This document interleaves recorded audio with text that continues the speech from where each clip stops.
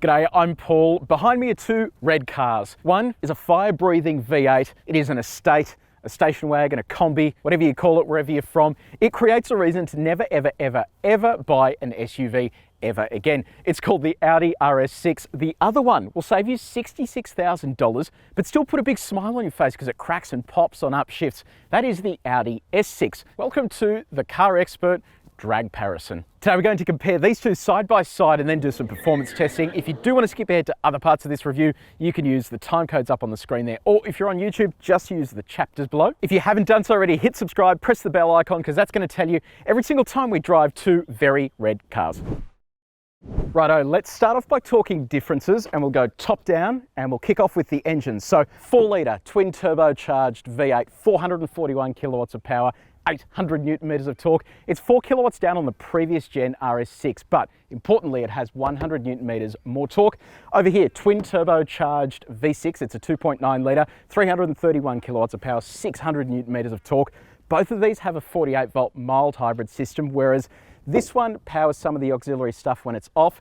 This one actually feeds the turbocharger down low, so you get a torque boost as the turbochargers are waiting to accept those exhaust gases.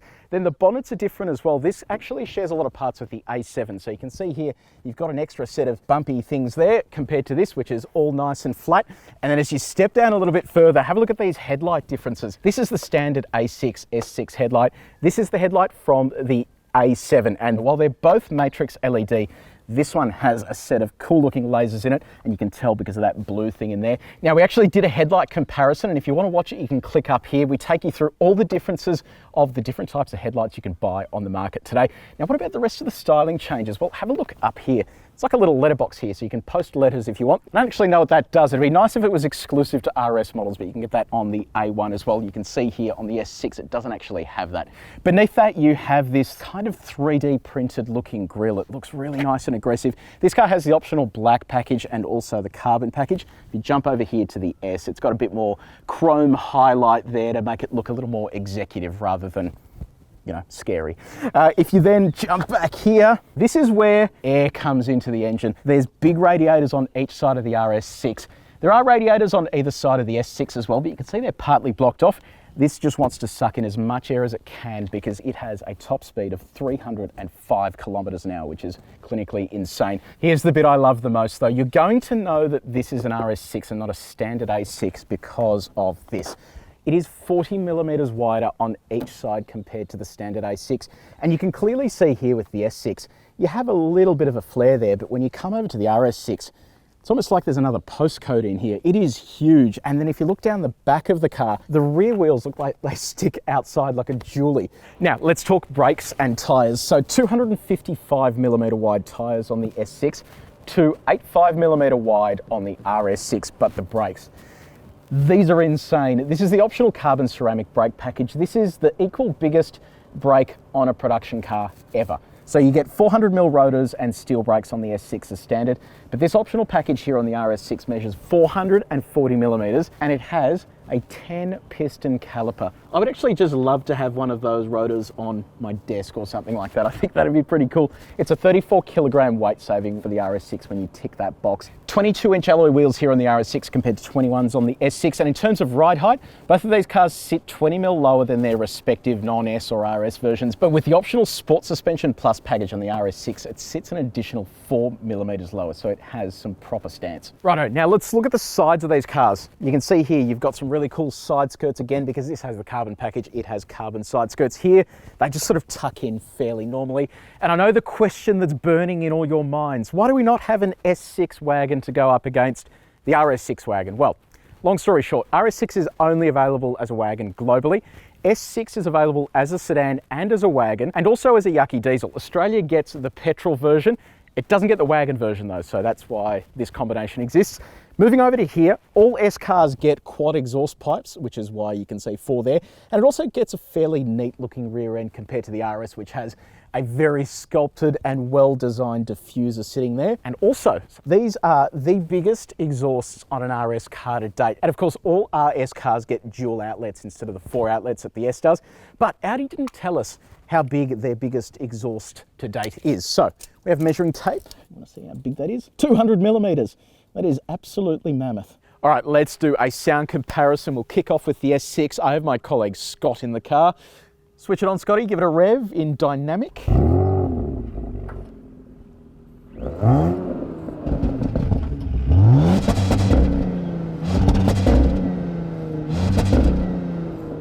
Sounds okay.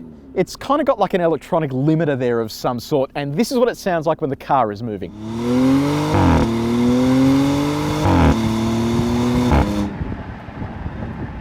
Time for the Big Daddy. Now, the last generation of RS6 sounded absolutely incredible.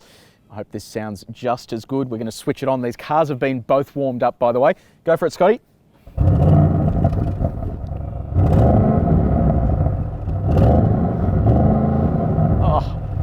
That is so good. It's such a deep, burbly sound. It does have an electronic soft limiter, but you can override it by switching from drive into neutral, and this is what it sounds like.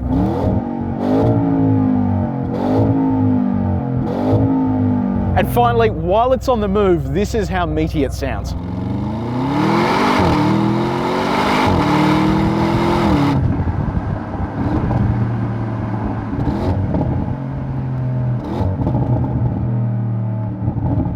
Okay, so first up is the S6. Keep in mind this and the RS6 don't have dual clutches. So when we do launch control, this isn't going to be sitting there bouncing off the limiter.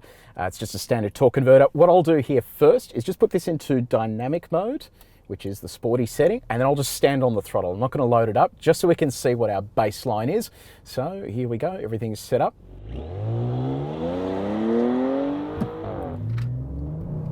Oh, it pins you back nicely. Okay, a little bark from the exhaust. Bang, and there's 100. Okay, so 5.1 seconds. Now the official time is 4.5 seconds, and I noticed there when I stepped on the throttle, you can hear like a little whistling sound. That is that electric compressor charging the engine. What it does is it develops all of this oxygen that sits in between the intercooler and the turbocharger. And while the engine is building up exhaust pressure to spin that turbocharger, this is actually feeding it air. So it pre-charges it, and at low ends of the rev band, gives you that turbo boost much quicker. So this time around, it is launch control. A little bit of information for you as well. We don't count 1 foot rollout here. So this is literally the time it takes to get from standstill to 100 kilometers now. We're not deducting anything. And then on top of that, this is an unprepped surface. So there is a little bit of latitude here for wheel slip. So to engage launch control, you put it into dynamic mode. I'm going to press the stability control button once. It puts it into ESC Sport. Then all I'm going to do is hold the brake as hard as I can, hold the throttle as hard as I can. It comes up saying that launch control is active. Then I simply let go of the brake, we shoot forward, and hopefully we get that magical time of 4.5 seconds. Here we go. So there it is there, launch control. Oh, that's much better. Oh, that is quick. Wheel slip off the line, there's 100. Holy moly, 4.4 seconds. That is impressive. So we bet the claim there, even with wheel slip off the line. That is bloody good.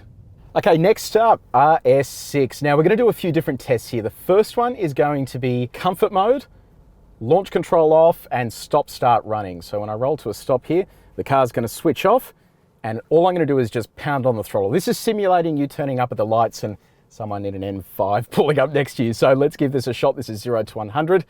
All right, here we go.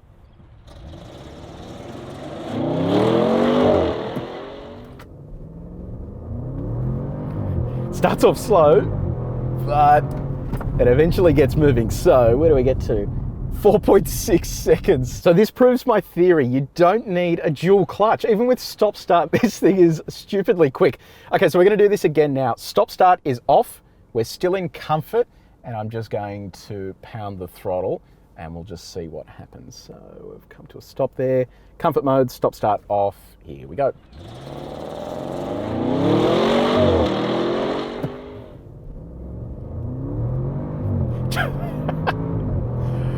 Oh my God, it literally just pushes you back in the seat when the boost comes on. It is crazy. Okay, 4.6 seconds. Again, same thing. So with stop start off and stop start on, this is pulling the exact same time.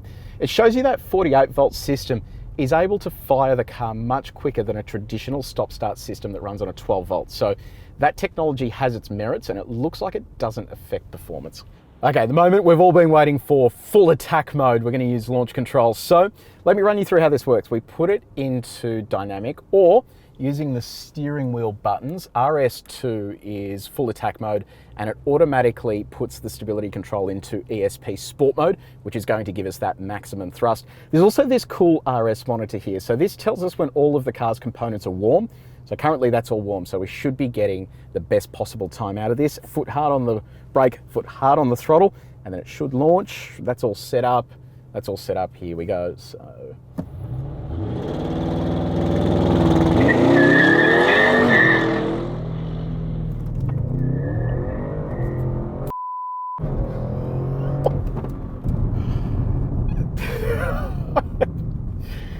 seriously lost for words. That was just squirming off the line there. It was like fishtailing down the line in like a four-wheel drive burnout. That is seriously impressive. Okay, what did we do there? Okay, so 3.7 seconds. The official time is 3.6. All right, let's line up for the quarter mile. I'm determined to match or beat the official time. Right, at the moment we've been waiting for quarter mile drag race with the S6. I think we'll be pleasantly surprised with that, but I'm hoping this gives us a rocket ship launch out of the box. What is there to say? I've got this in all the sport settings. We're going to use launch control on both cars, and I have my colleague Scott in the other car. Scott, you good to roll? Let's do it. Okay, so I'm going to count him down and then we're going to punch it. So here we go. 3, 2, 1, go. Oh man, I wish I could swear. There's 120, 130, 140. We have left him dead. 160, 70, 80, 90. Holy crap. This thing is missile quick off the line.